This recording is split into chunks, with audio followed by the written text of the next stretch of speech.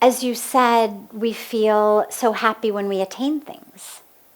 But is that attaining of things and that happiness that we experience keeping us connected to Mother Earth, which pulls us in gravity and therefore prevents us from attaining moksha? Right? Is that the question? Yeah. Great. Okay.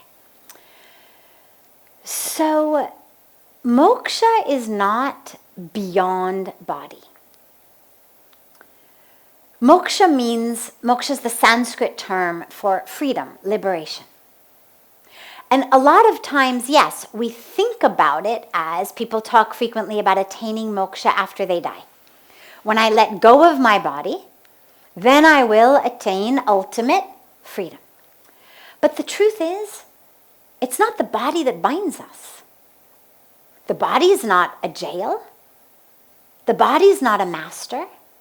The problem is the mind. When the mind is under control, the body becomes a phenomenal tool. It allows us to behold the extraordinariness of the creation such that we can even love the Creator more. I mean, look at sunsets.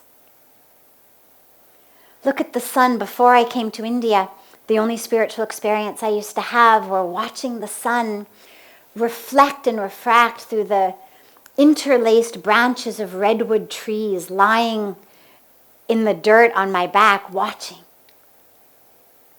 Look at the ocean. Look at the stars. These are moments that bring us into spiritual experience.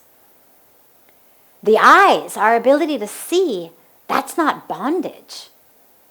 That's something that can help bring us freedom. It's the mind that uses the eyes, or that responds to what the eyes see, with anger, with greed, with lust, with jealousy. It's not the eye's fault. Our nose can smell a beautiful fragrance, smell incense, and through that lose ourselves. In meditation, we can smell kapoor coming out of our yagna fire, lose ourselves. We can hear sounds of mantras being chanted, the sound of which has the power alchemically to transform us. How could the ears possibly be the hindrance between me and moksha, if in order to attain moksha, I'm supposed to listen?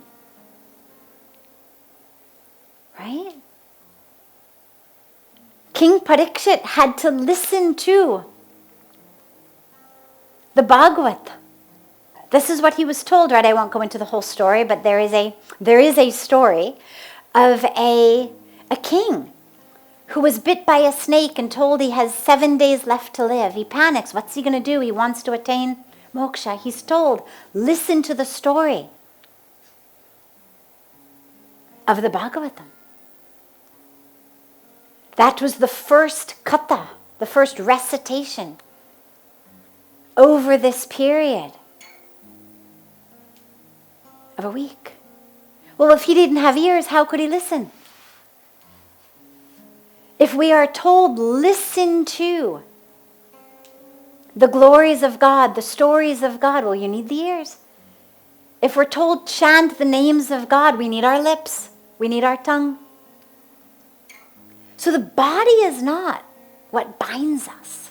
It's the mind that binds us. And so moksha is not about, oh, free me from this body, you'll just take another one.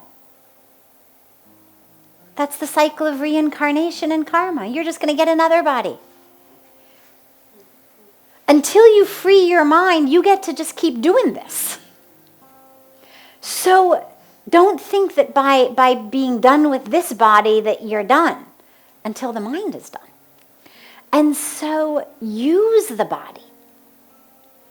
Use the legs to carry you to holy places like you've done to come here.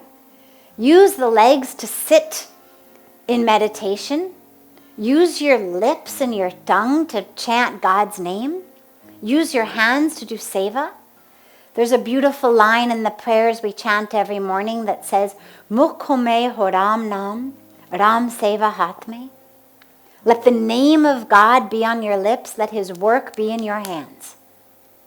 Well, so you need hands. If we were supposed to be handless, the line would say,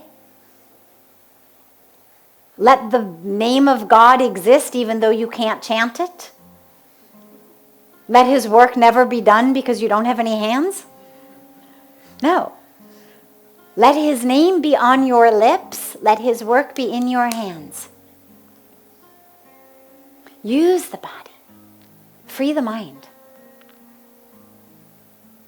That's moksha. And then be grateful for however many years you have left in the body to experience the glory of creation without allowing it to fill you with anger and greed and lust and envy, ignorance. The body is just a tool. Free yourself from the mind. Then when the body drops of its own accord, then you will attain actual oneness with God without the body. But if you haven't attained that in the body, don't think that by dropping the body you're going to get that somehow somebody else is going to do the rest of the work for you. You go to sleep with your homework undone and the tooth fairy is going to come and finish it for you? No. You do the work. Then when that ultimate sleep comes, well, your work is done, so you go to God. But if your work isn't done by then, that divine tooth fairy is not going to come and do it while you sleep. You get to just take another body and come back and finish it. So the earth isn't the problem.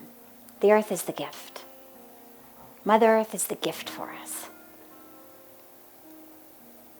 The place on which, in which, with whom we're able to experience this incredible divine life.